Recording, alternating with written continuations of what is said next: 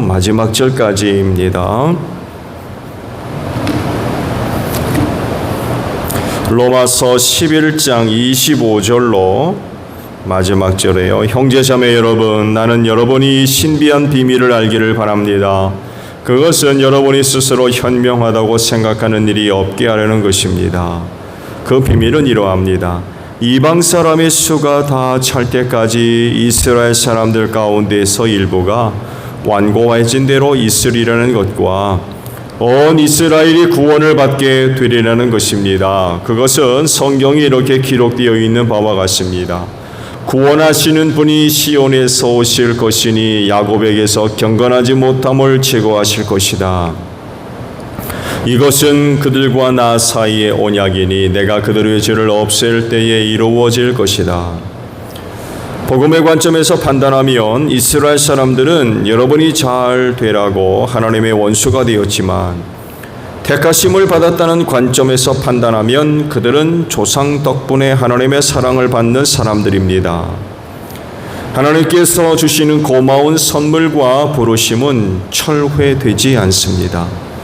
전에 하나님께 순종하지 않던 여러분이 이제 이스라엘 사람의 불순종 때문에 하나님의 자비를 입게 되었습니다. 이와 같이 지금은 순종하지 않고 있는 이스라엘 사람들도 여러분이 받은 그 자비를 보고 회개하여 마침내는 자비하심을 입게 될 것입니다. 하나님께서 모든 사람을 순종하지 않는 상태에 가두신 것은 그들에게 자비를 베푸시려는 것입니다. 하나님의 부요하심은 어찌 그리 크십니까?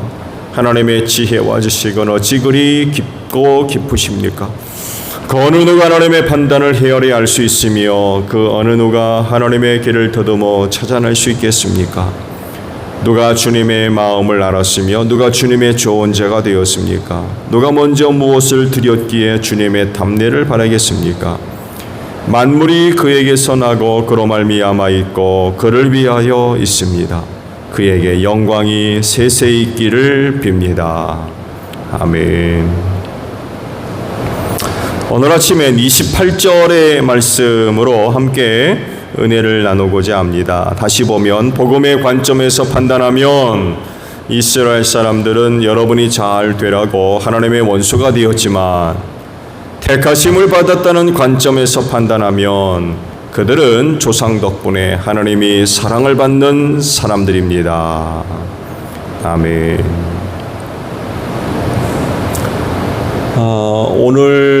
오늘부터 당분간 새벽 기도회하고 수요 기도회, 그리고 주일 오후 예배가 일부 오픈되어 있는데 영상 예배로 전환을 해요. 강 권사님이 연락을 못 받은 것 같네요.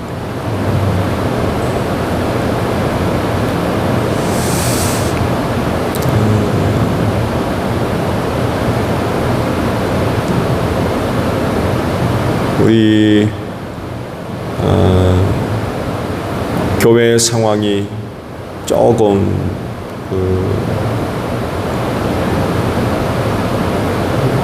어려운 상황에 지금 있어요.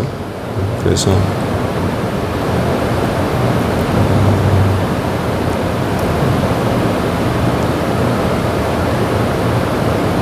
지금 주일 낮 예배까지도 지금 영상 예배를 생각하고 있을 정도입니다. 참고하시고 기도해 주시고, 개인별 코로나 대응에 대한 예방 수칙들을 좀 철저하게 잘 지켜 주시기를 부탁을 드립니다. 언젠가도 말씀을 드렸습니다만에도 이 코로나19에 관한 모든 지식과 정보는 교회보다도 병원의 의사들, 이 분야에 이제 일하고 있는 분들이 누구보다도 잘 알거든요. 그래서 그분들이 하는 말에 귀를 기울여야만 해요.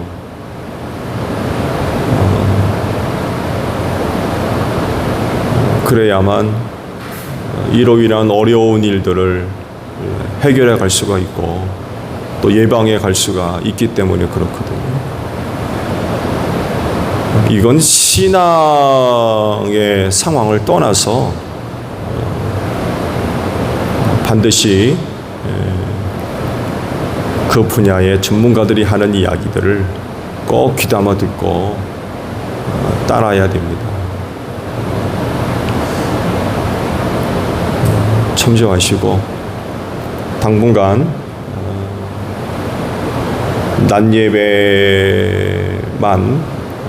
대면 예배를 드리고 이 도시 상황도 어떻게 이제 전개될지는 모르겠습니다만에도 어려워지게 되면 낮 예배까지도 영상으로 좀 생각 중에 있어요. 그런 줄 아시고 당분간 새벽 기도회와 수요 기도회는 되도록 교회 출입을 삼가해 주시고 집에서 영상으로 드려질 수 있도록 그렇게 해주시기를 바랍니다. 사도 바울은 유대인이죠.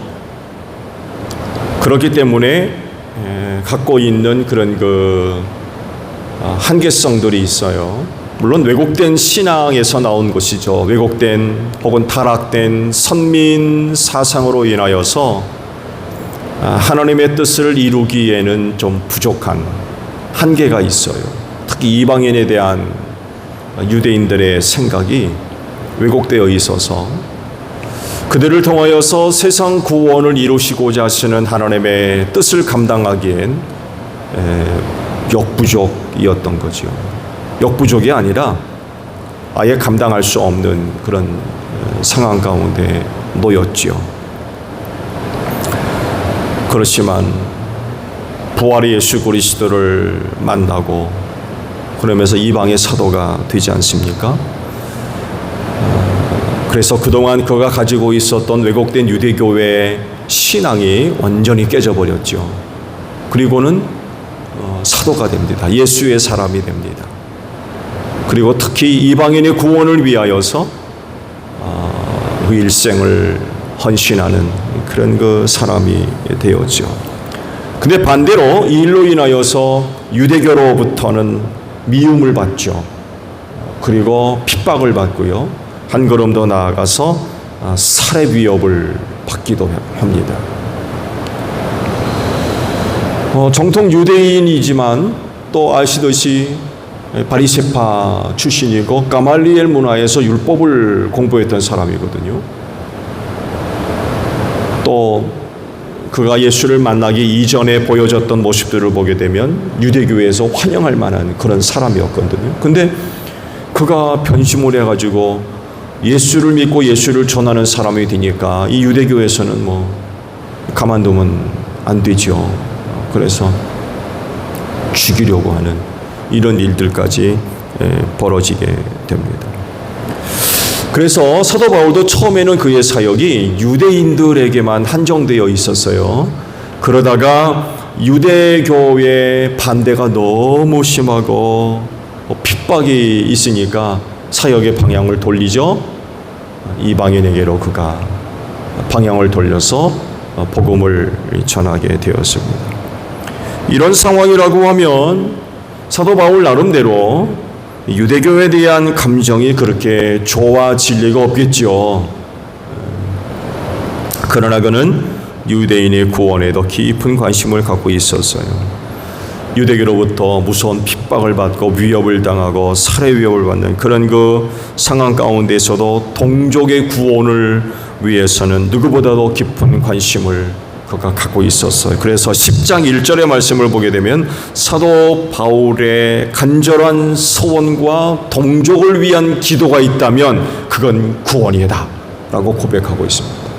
간절한 마음의 소원 또한 그 동족을 위한 기도는 구원에 있다.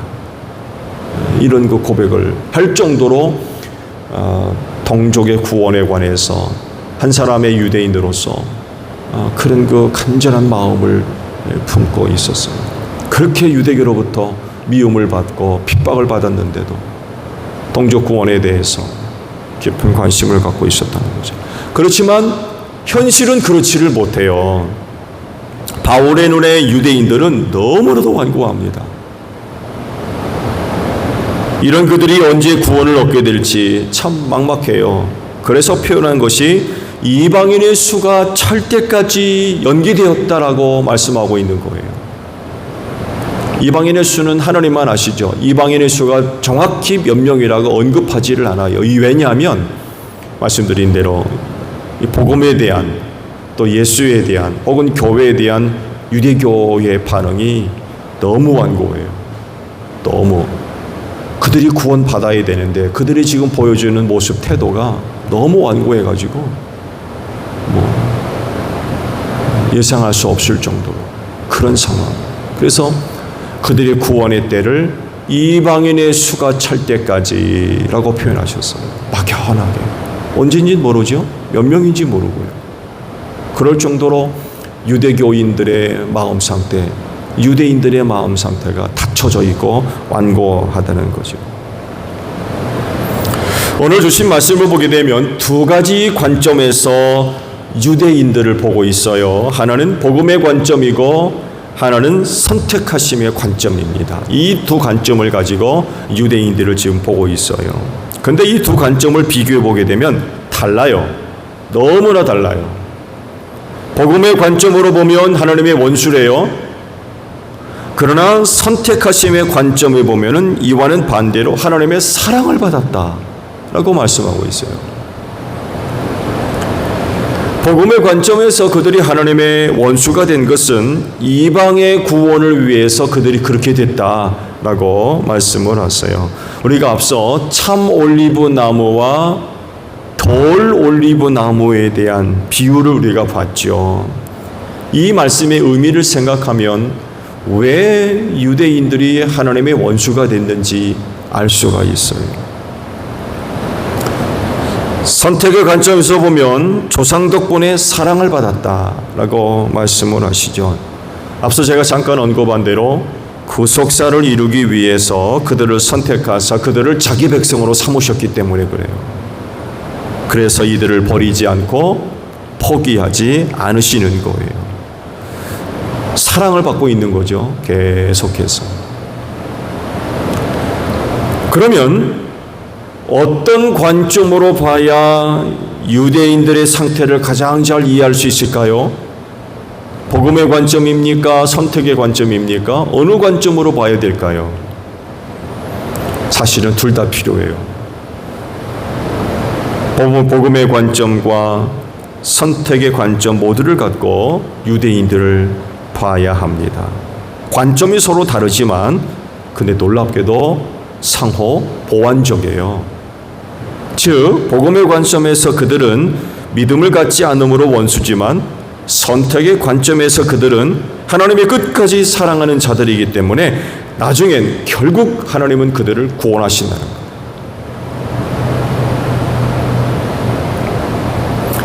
복음의 관점으로 보면 하나님의 원수가 됐대요. 그러면 반드시 멸망할 수밖에 없어요. 하나님과 원수돼 가지고 어떻게 삽니까? 그렇잖아요. 성경에서 흐르는 그런 그 관점들을 쭉 보게 되면 하나님과 원수가 되면 살 수가 없어요.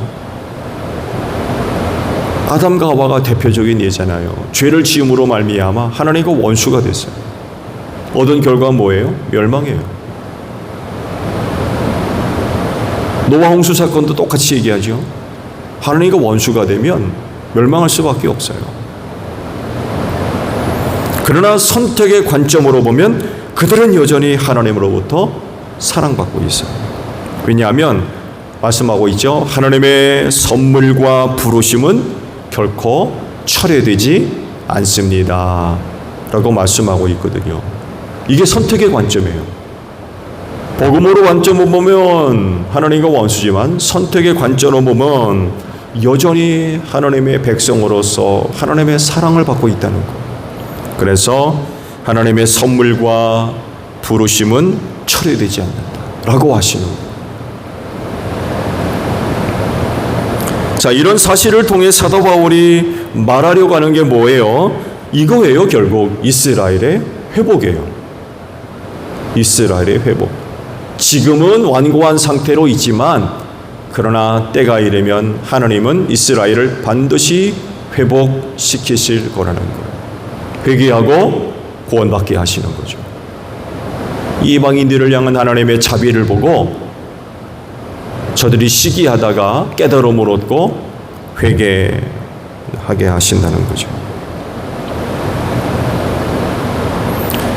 하나님께서는 결국 유대를 회복시키실 것인데, 그렇다고 하면 이런 하나님의 뜻과 계획이 이루어질 수 있도록 해야 되겠죠. 그렇죠? 하나님께서 이런 계획을 갖고 계시다면 이런 계획을 알고 있는 그리스도인이기 때문에 그런 하나님의 뜻이 온전하게 이루어질 수 있도록 해야 되지요. 그러면 이방인 된 그리스도인으로서 유대 회복이라는 하나님의 뜻이 이루어지도록 하기 위해서 우리가 할 수 있는 일은 뭘까요? 뭐겠습니까?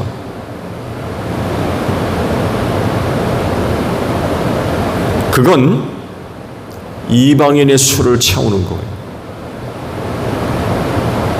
이방인의 수가 다 차야 그때 비로소 유대 회복이 이루어진다고 하셨기 때문에 그래요. 그때까지 저들을 완고하게 만드신다고 했거든요. 완고하게 만드신다는 것은 무슨 얘기입니까? 예수 안 믿는다는 거예요. 예수 안 믿는 그 상태로 그냥 두시겠다는 얘기예요. 이게 언제 해결돼요? 이방인의 수가 찰 때 이게 해결되는 거예요. 이방인의 수가 다 차려면 뭘 해야 되겠어요? 복음 전하는 거예요. 복음. 우리 식구들에게, 우리 이웃들에게 복음을 전함으로 인하여서 이방인의 수를 채우는 것. 예수 그리스도를 믿는 이방인의 수가 채워지면 그때 비로소 유대를 회복시킬 것이기 때문에 그래요. 이런 하나님의 계획이 있기 때문에 우리가 그렇게 함으로 인하여서 유대를 회복시키는 이런 그 일들이 있어져야 된다는 것입니다. 지금 여러분은 이방인의 수에 들어있는 줄로 믿습니다. 몇 명이 되는지는 모르겠습니다만 해도 오늘 내가 예수 그리스도를 믿는다라고 하는 것은 하나님께서 정하신 그 이방인의 수에 오늘 우리가 들어있다는 이야기예요. 근데 문제는 뭐냐면 아직 차지 않았다는 거예요. 곧 유대 회복이 늦어지고 있다는 거죠. 아직 이르지 않았다는 거예요. 오늘 내가 이방인의 수에 들어있다는 것으로 만족할 것이 아니라 더 나아가서 그 수를 늘려가야 된다는 거죠. 몇 명인지는 모르겠습니다만 해도 이방인의 수가 찰 때까지 우리는 그 수를 늘려가는데 힘을 써야 되겠다. 왜? 그때가 되면 유대를 회복시킬 것이기 때문에 이런 하나님의 계획과 뜻을 알고 있기 때문에 그 뜻이 이루어지도록 해야 되겠죠. 이게 그리스도인 아닙니까? 하나님은 그렇게 하려고 계획을 세워놨는데 이방인의 수를 늘려가야 할 그리스도인이 아무것도 안 하고 있어요. 그건 결국 하나님의 뜻을 이루어지도록 돕는 게 아니라 그냥 구경만 하고 있는 거죠. 아무것도 안 하는 것과 다를 바가 없는 거예요. 오늘 이렇게 신앙생활에서는 안 될 것 같아요. 그건 사람이 세워놓은 게 아니라 하나님께서 그렇게 하시기로 계획해 놓으신 거예요. 그렇기 때문에 반드시 그렇게 되겠죠. 이걸 또 우리가 알고 있다면 하나님의 그런 뜻이 이루어지도록 우리가 신앙생활하는 그런 모습들이 꼭 필요한 것 같아요.